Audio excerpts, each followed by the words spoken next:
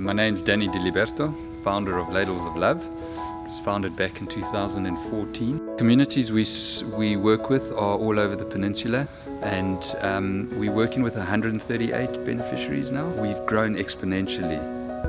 We've been able to do that because of all the kindness that we have experienced from individuals and corporates such as Interbet, who just want to be part of the change.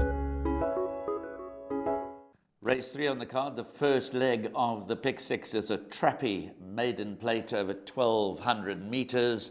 We have a full field to face the start, and the fact that the well-exposed number 10 Grey View is the early favourite tells its own story. But before we discuss the race any further, let's first watch a rerun of number 6 High Legislation when running fourth on the Poly track at Hollywood Bets Gravel on the 19th of January. And then we have an interview with Corinne Bistel.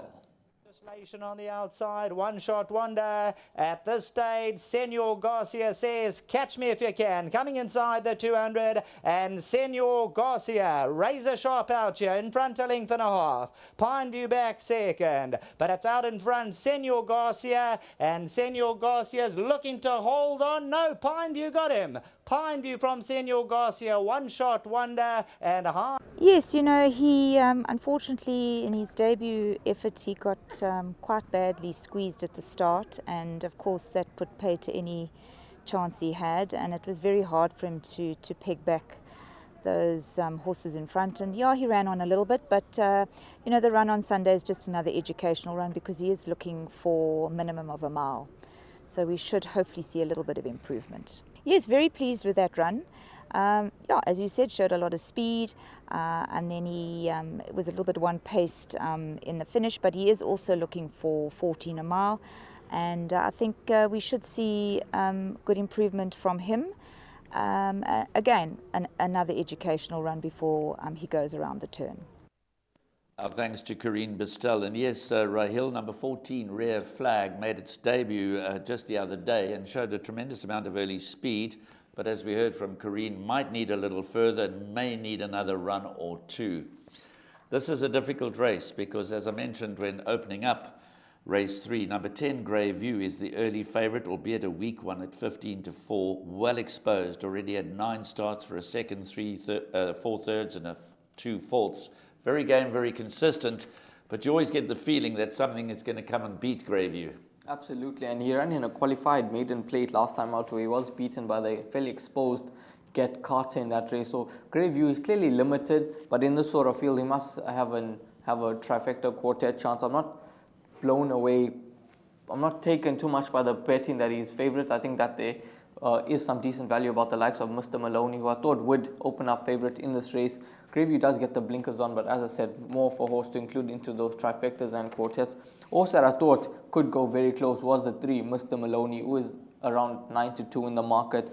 Last time out, I think he was beaten by some 2 decent horses in the form of Passage of Power and Specially Selected.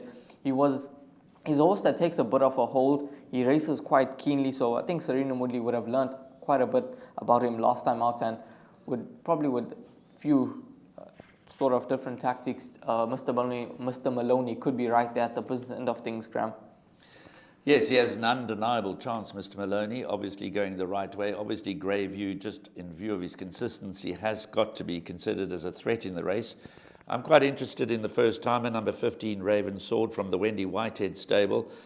May need a little bit further, may yet be a little green. Priced up 10-1, was meant to run last week, and there was a bit of a nibble in the market from 5-1 into 4-1. So there was a bit of money around for Raven Sword last week. So watch the betting with regards his chances. And then Garth Buller saddles number 4, Intrepid Act, number 7, Clean Slate, both up from the Western Cape. Now, Intrepid Act is an interesting horse for me. Ran 8th on debut. That was way back in August when beaten 13 lengths by Universal. But remember, we know what Universal is. Universal won this race by 9.5 lengths. So Intrepid Act wasn't too far behind the placed runners, so that could improve. Clean Slate could improve. We saw High Legislation in action in that clip that we showed.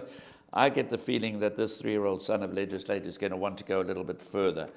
For me, it adds up to a very trappy race. Another first-timer worth a mention is number 13, Another Day in Africa. trained by Nate Kotzen. He's a half-brother to the very quick Captain Opie, who also raced successfully for this stable. So Greyview is the early favourite. 15-4 says it all. Normally in a maiden plate you get a couple of standouts. There are no standouts in this race. Rahil is quite firmly in the camp of number 3, Mr. Maloney, and why not? He's headed in the right direction, got beat by 2 good ones last time. But there are a few unknowns in this race, so not going to be much help in the first leg of the pick 6. Watch the betting, watch how they go down to the start, and we'll be in the camp of Mr. Maloney, pending that final inspection on race day. Hi, I'm Trevor, the CEO of the same foundation. The donation we received from Interbet helped us in procuring vital, life-saving medical equipment and PPE for Tygerberg and Groote hospitals in the Western Cape. This was while the Western Cape was the epicenter of the pandemic. If you would like to get in touch or assist us in these projects, you can get hold of us on our website, which is www.samefoundation.org.za, Facebook and Instagram or LinkedIn.